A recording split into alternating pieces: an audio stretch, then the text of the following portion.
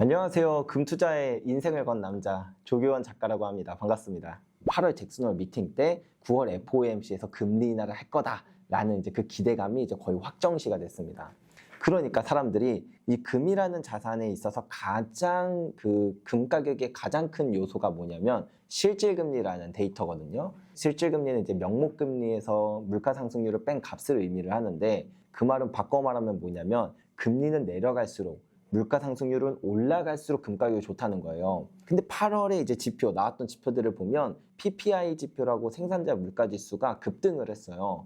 근데 9월에 금리 인하는 시작된대. 그러면 아까 말한 것처럼 금리는 내려가는데 물가는 올라가는 정말 최상의 상황이 다시 다가온다라고 느껴서 금 가격이 다시 고점을 뚫고 상승하고 있는 중이죠. 왜 그러냐면 사람들이 안전자산 하면 금과 달러라고 생각하는데 사실 정확하게 말하면 금과 미국 국채예요. 그러니까 이 달러의 가치가 떨어진다는 건 인플레이션이 올라간다는 것과 비슷한 말입니다. 그러면 인플레이션이 예를 들면 3%가 올랐어요. 하지만 이제 미국에서 국채 금리를 막 4%, 5% 준다라고 하면 인플레이션이 오른 것보다 실질적으로 내가 얻게 되는 이득이 더 크니까 이거는 안전한 자산이 되는 거예요. 내 지금의 부가 1년 뒤, 2년 뒤, 3년 뒤에 나에게 온전히 혹은 그것보다 조금 더 추가돼서 부가 전해진다라는 그런 믿음이 있으니까.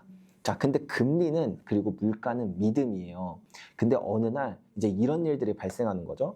물가가 오른 것보다 금리를 더 많이 안 주기 시작하는 거예요. 그러니까 내가 지금 내 1억이 1년 뒤에 뭐 2% 이자 받고 1억 200만 원이 된다고 쳐도 물가는 그것보다 더 많이 오르면 나는 이제 손실을 보게 되는 거죠. 이런 신뢰가 되게 중요해요. 그래서 달러가 많이 풀린 것도 풀린 건데 그로 인해서 물가가 올라가는 거에 비해 금리를 많이 줄 수 없는 경제 상황인 지금이 이 달러의 신뢰를 무너뜨리는 첫 번째 요소고, 두 번째는 조금 더 직접적인데 러시아가 우크라이나랑 전쟁을 할 때 미국이 이제 스위프트 제재라는 경제적 제재를 했어요. 그때 외환보유고, 러시아의 외환보유고에 이제 달러 자산을 동결했고, 그 다음에 스위프트라는 그런 금융결제 시스템에서 배제를 시켜버렸어요. 사람들이 믿는 건 뭐냐면 안전자산은 어떠한 순간에도 나를 지켜줄 거라고 믿기 때문에 안전자산이에요. 근데 막상 그게 뭐 사회적으로 지탄받는 러시아라고 할지라도 러시아가 자기 딴에 느낄 땐 위기의 상황인데 달러가 나를 지켜줄지는 못할 망정 오히려 나를 공격하는 수단이 된 거죠. 그걸 본 다른 국가들은 생각한 거예요. 아, 달러가 미국은 나를 미워할 수 있어도 달러는 독립적이라고 생각했는데 더 이상 독립적이지 않구나 라고 생각하니까 이 달러에 대한 신뢰가 무너지면서 그거에 대한 반작용으로 금 가격을, 금이라는 자산을 찾을 수밖에 없게 된 거다, 이렇게 이해하시면 될 것 같아요. 우리가 달러가 독립적이다라는 게 아주 중요한 포인트예요. 첫 번째는 달러가 독립적이려면 그 달러를 발행하는 주체가 독립적이어야 하잖아요. 연준의 독립성이 처음 훼손된 건 2008년도였어요. 그때 그 달러의 가치를 지켜야 하는 게 연준인데 그래야 이제 달러를 믿게 되는데 아무의 동의도 받지 않고 100년 동안 풀었어야 될 화폐의 2배가 되는 양을 5년 동안 푼다던가, 2020년 코로나 팬데믹 때는 200년 동안 풀어야 될 화폐를 단 한 달 만에 풀어버리는 그런 통화 정책을 사용했거든요. 그런 식으로 신뢰를 무너뜨렸고, 그 다음에 아까 말씀하셨던 것처럼 그 트럼프가 이제 연준의 이사를 해임한다던가 뭐 파월을 해임한다던가 이런 말까지 나오면서 실제로 그게 진짜로 효과가 있었는지 없었는지는 몰라도 금리 인하가 나타나는 효과가 나왔잖아요. 그래서 사람들은 생각을 하는 거죠. 연준이 더 이상 독립적이지 않네? 그러면 과연 달러가 독립적일 수 있을까? 이런 생각을 하면서 더 이상 이제 달러에 대한 신뢰가 무너지고, 그 신뢰 하나로 버텨온 화폐인데 신뢰가 무너진다라고 한다면 그거에 대안인 다른 자산, 금을 찾을 수밖에 없었다, 이렇게 이해하시면 될 것 같아요. 맞아요. 단기적으로는 달러 가치를 꽤나 많이 방어해요. 그게 두 가지 의미가 있는데 좀 크게 보면 하나예요. 달러에 대한 수요가 늘어난다라는 거거든요. 근데 이거를 더 구체적으로 보면 달러보다도 미국 단기 국채에 대한 수요가 올라가요. 처음부터 짚어볼게요. 이 지니어스 법안이라는 게 뭐냐면 스테이블 코인을 발행할 때 반드시 달러나 미국 국채를 담보로 해야 된다라는 거예요. 1대1로. 근데 이제 그러면 이 스테이블 코인을 발행하는 회사의 입장에서 생각해 볼게요.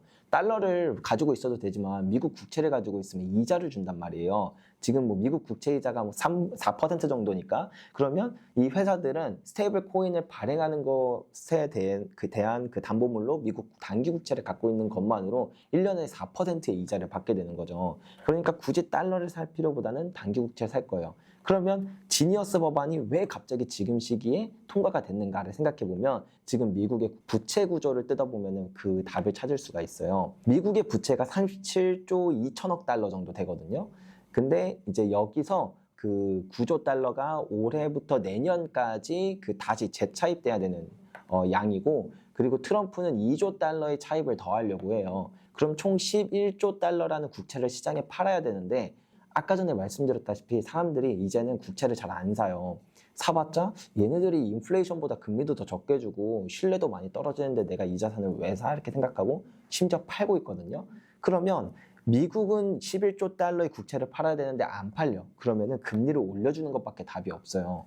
네, 근데 금리를 올리게 되면 안 그래도 이자 부담이 크고 이 거대한 부채에 대한 이자가 너무 큰데 감당이 안 되는 거죠. 그래서 트럼프는 머리를 쓴 거예요. 만약에 스테이블 코인을 미국 단기 국채로 이게 완벽하게 그 해칭한다고 치고 여기에서 스테이블 코인을 띄운다라고 하면 그러면 자동적으로 단기 국채에 대한 수요가 늘어나니까 첫 번째 금리를 낮출 수 있다.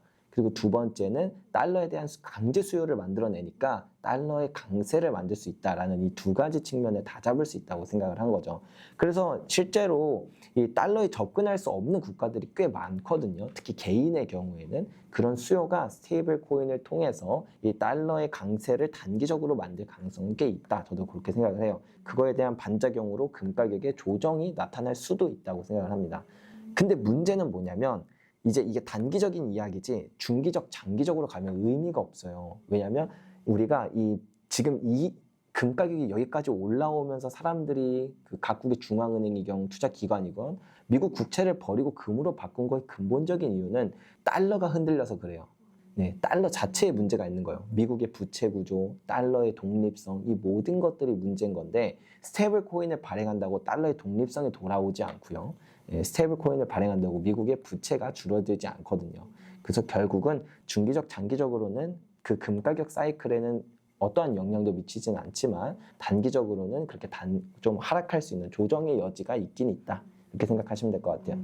실제로 부채를 줄일 확률은 저는 극단적으로 낮다고 생각을 해요. 왜냐하면 우리가 이제 역사를 돌이켜보고 그다음에 좀 논리적인 구조를 따져보면 되는데 대통령은 그 대중의 표를 받아야만 대통령이 될 수 있어요. 그럼 이제 두 명의 대통령이 있다고 치죠. 한 명은 우리 허리띠 졸라 맵시다. 좀 힘들어도 당신이 좀 실업자가 될 수는 있어. 하지만 우리 부채를 줄이는 게 먼저예요 라고 말하는 대통령이 있고 또 다른 대통령은 야 이거 저 나쁜 놈들이 맨날 그 뭐 이상한 데다 돈 써서 그래. 내가 국민 복지를 위해 더 힘쓰겠다라고 하면은 이게 결국에는 민주주의다 보니까 이 표에 의해서 대통령이 뽑히게 되거든요. IMF의 정부 부채 청산 작업이라는 2015년 보고서를 보면 지난 130년 동안 부채 문제가 있었던 국가들의 거의 대부분은 다 이 인플레이션을 용인하는 방법으로 부채 문제를 해결했다고 해요. 쉽게 예를 들어 볼게요. 내가 지금 1억의 빚이 있어요. 되게 큰 빚이라고 느끼잖아요. 근데 만약에 지금 1억의 빚이 내년이 됐는데 그때는 계란 한 알이 1억이 돼요. 그러면 나의 빚의 1억의 빚에 대한 가치가 지금 1억과 1년 뒤에 1억은 가치가 완전히 달라지는 거거든요. 국가는 지금 지고 있는 37조 달러가 인플레이션을 올리면 그 인플레이션만큼 부채 가치가 희석이 돼요. 그런 식으로 부채 문제를 많이 해결하거든요. 실제로 미국도 1933년에 이제 루즈벨트 대통령이 당선됐을 때도 똑같은 방법으로 부채 문제를 해결했고 1970년대도 마찬가지예요. 지금은 오히려 2차 세계대전 때보다 부채 비율이 더 높을 정도로 부채 상황이 되게 심각한데 이 문제를 해결하기 위해선 긴축으로 갈 거냐 아니면 인플레이션을 용인하는 방법으로 갈 거냐 이 둘 중에 압도적으로 이 민주주의를 택하는 국가는 인플레이션을 용인하는 방법으로 가게 된다. 그 과정 가운데서 금 가격의 상승이 나타난다. 이렇게 생각하시면 될 것 같아요. 일단 금이 사이클적인 측면을 되게 많이 타요. 이게 금 가격들의 이제 상승 사이클을 쭉 보면은 오르고, 그러니까 쭉 오르고, 그 다음에 계속 횡보하고, 쭉 오르고 횡보하고, 이렇게 약간 계단식으로 오르거든요. 근데 지금은 3,500불을 뚫은 지 얼마 안 됐어요. 뭐, 물론 3,500불 뚫고 벌써 3,700불이다라고 얘기하지만, 퍼센트로 따지면 정말 몇 프로 안 올랐거든요. 예, 10%도 안 올랐어요. 그렇기 때문에 사실은 이렇게 금 가격이 한번 다시 상승하기 시작한 거를 기준으로 볼 때, 그렇게 큰 상승이 아니다. 오히려 나중에는 좀 조정 오면 사야지라고 생각하면 그 조정이 지금 가격보다 비쌀 수도 있어요. 조정의 저점이 지금 가격보다 비쌀 수도 있어요. 왜냐면 사이클이 기니까 오를 때 쭉 오르는 특성이 있으니까. 그렇기 때문에 저는 금을 투자한다고 하면 애초에 단기적인 가격을 보는 순간 사실은 좀 어려워진다고 생각을 해요. 제가 한 가지 예를 들어드리면 2019년에 제가 금을 샀다고 했잖아요. 그리고 2025년쯤 됐잖아요. 그때 제가 2019년에 살 때는 저도 타이밍을 계속 쟀었어요. 이때 사는 게 좋을까? 저때 사는 게 좋을까? 막 이런 타이밍을 재다가 그냥 좋은 매물이 있어서 그냥 샀었거든요. 근데 2025년이 된 지금 와서 생각해보면 금 가격이 벌써 3배가 올랐어요. 그때 한 20만 원대 했거든요. 예, 근데 지금은 벌써 70만 원이 됐잖아요. 그때 21만 원이 아니라 20만 원에 샀어야 되는데 이런 생각 안 하고 20만 원대 산 게 내 인생 진짜 최고 잘한 선택이다 이런 생각이 든다는 거죠. 앞으로 금이라는 사이클은 더 많이 남았고 저는 금 가격이 정말 많이 오를 거라고 생각해요. 개인적으로는. 그런 관점에서 볼 때 한 2030년쯤 됐어요. 지금보다 화폐 가치도 더 많이 떨어져 있을 거고 금 가격도 많이 올라갔을 텐데 2030년에 2025년을 한번 되돌아보면 그때 6월이 아니라 뭐 7월에 샀어야 되는데 뭐 아니면 지금 9월이니까 9월이 아니라 한 11월에 샀어야 되는데 이런 생각하기보다는 2025년에 나도 금 사길 진짜 너무 잘했다 이런 생각을 하지 않을까 싶어요. 제가 일반적으로는 거의 1년 중에 뭐 금 투자 방법 소개해 주세요 라는 질문을 받을 때 한 90%는 KRX 금시장을 추천을 드려요. KRX 금시장의 장점은 일단 수수료가 0.3% 수준으로 ETF보다도 거의 절반 수준으로 적다. 그리고 살 때 팔 때 세금이 없다라는 정말 큰 메리트를 가지고 있거든요. 근데 문제는 이 KRX 금시장은 실물을 담보로 해요. 그런 말은 즉 우리나라가 이제 금에 대한 사람들의 관심이 높아지면 갑자기 우리나라만 금 가격이 비싼 그런 김치 프리미엄이라는 현상이 나타나거든요. 지금은 대략 한 6%에서 7% 정도 더 비싼 것 같아요. 그러면 이 프리미엄이라는 건 사실은 공급적인 문제가 크기 때문에 시간이 지나면 다시 프리미엄은 떨어져요. 그러면 나는 지금 사고 한 두세 달 지났는데 금 가격이 그대로예요. 그러면 저는 7% 손해를 보게 될 수도 있다는 뜻이거든요. 그래서 지금처럼 우리나라의 프리미엄이 5% 이상 올라갔을 때는 개인적으로 금 선물 ETF를 추천드려요. 네, 선물 같은 경우에는 국제 시세를 그대로 쫓아가도록 설계되었기 때문에 프리미엄이 발생하지 않아서 뭐 해외 상장된 ETF의 경우는 뭐 GLD나 IAU 이런 ETF들이 있으니까 이런 걸로 투자를 하시면은 지금 상황에서는 프리미엄이라는 부분으로부터 좀 자유롭게 투자하실 수 있다. 그리고 나중에 좀 프리미엄이 진정되면 그때 KRX로 넘어가도 늦지 않다고 생각해요. 저는 2만 달러가 될 거라고 생각해요. 대략 2030년 정도에. 왜냐면 이게 그냥 뭐 2만 달러, 뭐 2만 달러든 200만 달러든 말은 누구나 할 수 있지만 실제로 이 금이라는 자산은 역사가 되게 길어요. 주식 시장만 해도 역사가 한 200년 정도 되거든요. 근데 금은 역사가 5,000년이 돼요. 5,000년 동안의 가격 데이터가 있고 5,000년 동안의 금 가격의 폭등 역사들이 정말 셀 수도 없이 많아요. 뭐 로마 시대 때부터 뭐 그다음에 뭐 스페인 제국 시절, 프랑스 함대 뭐 이런 그 다양한 위기와 전쟁과 모든 역사 속에서 금 가격이 폭등했던 역사들이 있는데 결국 공통점은 하나예요. 그 국가가 발행한 화폐의 양만큼 금 가격이 올라간다는 거예요. 왜냐하면 우리 인식에 우리가 살아온 시대가 이제 금이 돈인 시대는 아닌 불안화폐 시스템을 살다 보니까 좀 이 부분을 이해하기가 되게 어려워하시는데 인류 역사는 사실 지금이 되게 특별한 시대가 아니라 이런 시기가 반복돼요. 이렇게 금이 돈이 아니었던 시대에서 다시 금이 돈인 시대 에서 또 다시 금이 돈이 아닌 시대 이렇게 반복되면서 그 역사가 반복된다라는 걸 알 수가 있거든요. 독일의 바이마르 공화국이라던가 로마 시대 때라던가 그 다음에 이제 프랑스의 아시냐라는 화폐라던가 막 이런 뭐 너무 셀 수도 없이 많지만 이런 화폐들은 막 몇 조 배까지도 상승해요. 가격이.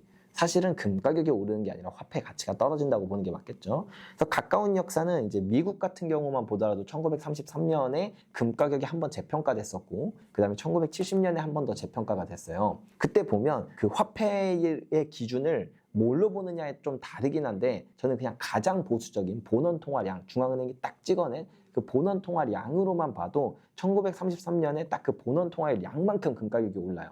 그리고 1970년 때는 이 1970년대 후반에 이미 이 적정 가격을 찍고 그 이후에 약간 광기가 나타나면서 금 가격이 더 많이 오르거든요. 이걸 기준으로 미국의 지금 본원 통화량을 미국의 금 보유량으로 나누면 그러면은 1온스당 21,000불이라는 결과가 나와요. 이거는 인류 역사의 그냥 화폐, 종이화폐의 역사로만 봐도 한 2,400년 동안 단 한 번도 빠짐없이 이게 계속 반복되던 역사인데 이번에만 다를 거다라고 생각하는 건 사실 수학적으로 말이 안 되는 거고 논리적으로도 말이 안 된다고 생각을 해요. 저는 그래서 이번 사이클이 한 2030년 정도까지 될 거라고 생각하는데 그 전에 2만 1,000불은 진작에 찍고 그 이후에 어떤 광기로 인해서 가격이 상승할 수도 있다고 생각해요. 근데 금 가격이 사실은 떨어지기가 되게 어려운 상황이에요. 왜냐하면 생산량도 아까 말씀해 주셨지만 이게 원래 그게 가장 위험한 그 요소 중에 하나거든요. 이제 과거 역사를 보면. 근데 이제는 지구상에 남은 매장량이 얼마 없어요. 한 5만 9천 톤? 근데 1년에 한 3천 톤 정도 캐니까 앞으로 20년이면 금이 사실 고갈돼요. 그리고 은도 비슷한데 은도 한 56만 톤 정도밖에 안 남았지만 1년에 3만 톤을 캐니까 얘도 20년도 안 남았고요. 그래서 지금은 안 그래도 매장량도 별로 없는데 그래서 이제 그 채굴 단가도 되게 높아요. 그렇다 보니까 여기에 하나 더 얹을게요. 여기에 하나 더 얹어서 이제 요즘에는 조금 뜸해지긴 했는데 기후 위기다 해서 그런 반환경적인 기업들에 대한 규제도 들어가요. 그러니까 금강 기업들이 다 죽어난단 말이에요. 생산량이 계속 떨어지고 있어요. 새로운 금강 채굴도 거의 없고 네, 이런 식으로 계속 떨어지고 있어서 원래 같았으면 생산량이 늘어나는 게 그나마 이제 좀 리스크인데 지금은 이미 그 이전에 자본 투자도 안 되어 있어서 만약에 지금 당장 다시 생산량을 늘리기로 기업이 마음을 먹어도 실제로 금이 나오는 데는 시차가 있어서 한 10년이 걸려요. 그래서 좀 저는 유일한 진짜 정말 딱 하나 뽑으라고 한다면 경제 위기다 오히려. 왜냐하면 경제위기가 오면 사람들이 일단은 뭐 빚을 갚아야 되니까 그것 때문에 자산이 처분되는 성격 때문에 캐쉬런이라는 현상이 나타나거든요. 그래서 금 가격도 위기 때 강할 것 같지만 실제로 경제위기였던 2008년 글로벌 금융위기나 코로나 팬데믹 때나 대공황 때 보면 금 가격이 다 하락해요. 한 20% 정도 하락하는 특성이 있다. 그래서 만약에 요즘에 뭐 이제 고용 지표도 되게 안 좋게 나오면서 경기 침체 우려가 커지는데 이게 경기 침체 우려를 넘어서 진짜 경제 위기로까지 발생한다라고 한다면 금 가격은 마이너스 20% 정도는 하락할 여지가 있다. 이렇게 생각하시면 될 것 같아요. 일단 은이 왜 저평가되는지에 대한 거는 한 두 가지 정도가 있을 것 같아요. 첫 번째로 은이 싸서 그래요. 그러니까 쉽게 표현을 해볼게요. 아무리 은의 가치가 올라간다고 해도 금보다 비싸질 수는 없어요. 왜냐하면 매장량 자체도 너무 그러니까 한 10배 정도 더 많거든요. 그래서 이제 인류 역사를 보면 금과 은의 가격 데이터가 있어요. 메소포타미아 때부터 뭐 고대 이집트 이런 때도 이제 가격 데이터가 있는데 한 1대 10 정도 됐어요. 그러니까 금화 하나 가져오면 은화 10개랑 같은 가치인 거죠. 근데 실제로 이제 그렇게 해서 거래가 많이 이루어지는데 근데 이게 그 기업 대 기업이거나 아니면 나라 대 나라의 무역 정도로 가면 은이 좀 저평가 받는 현상들이 나타납니다. 1,000원짜리 한 장은 100원짜리 10개를 이제 같은 가치잖아요. 근데 어떤 사람이 한 100억을 거래하는데 뭐 10,000원짜리, 50,000원짜리가 아니라 전부 100원짜리를 가져오는 거예요. 그러면은 이게 좀 이걸 내가 받는 그러니까 이 100원짜리를 다 옮기는데도 그 마차도 더 많이 필요하고 그걸 이제 지킬 사람도 더 많이 필요하고 이게 가서 거기 보관하는데도 비용이 더 많이 들잖아요. 그래서 이제 국가 대 국가로 거래할 때도 금은비가 1대 10이어도 실제로 은으로 그걸 만약에 가져온다라고 하면 거기서는 1대 12나 1대 14까지도 은을 저평가하는 경향이 있어요. 그렇다 보니까 요즘에 이제 막 저희 회사에도 이제 대량으로 사시는 분들이 있는데 뭐 한 10억 정도를 산다라고 하면은 그냥 금 골드바 6개 가져가시면 돼요. 그냥 이렇게 손으로 이렇게 들고 갈 수 있는 정도거든요.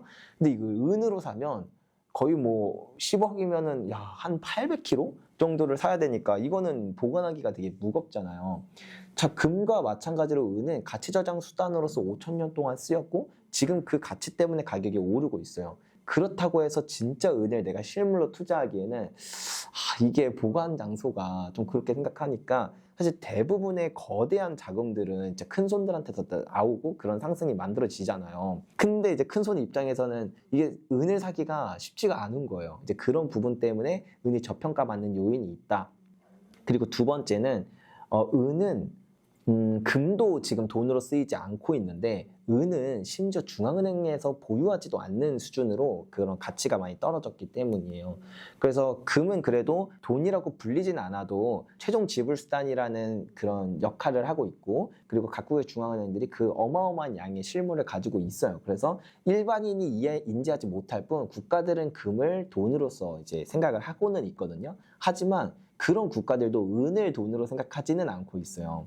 그렇다 보니까 이제 과거에 이제 은이 가치를 가졌던 가장 큰 이유는 뭐 산업재로 쓰이고 뭐 이런 것도 있었지만 무엇보다 돈으로서의 가치였는데 돈으로서의 가치로 인정한 사람들이 점점 줄어들어서 그래서 아까 전에 말씀드렸잖아요. 금과 은의 비율이 1대 10 정도가 5,000년 동안 유지됐다고. 근데 이게 지금 1대 90 정도까지 벌어졌어요.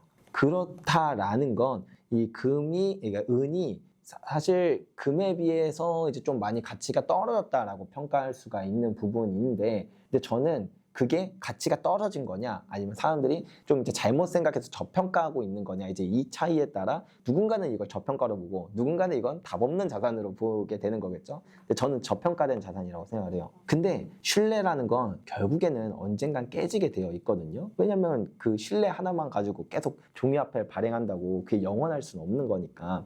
그럼 이제 그 신뢰가 무너지면 사람들이 다시 금과 은을 찾기 시작해요. 그러면 처음엔 금부터 찾아요. 근데 이 시기로 바뀌면서 은도 같이 찾게 되는, 그러니까 실물 자산들이 금, 은, 동, 뭐 백금 모든 것들에 대한 가치가 다 올라가는 현상이 나타나거든요.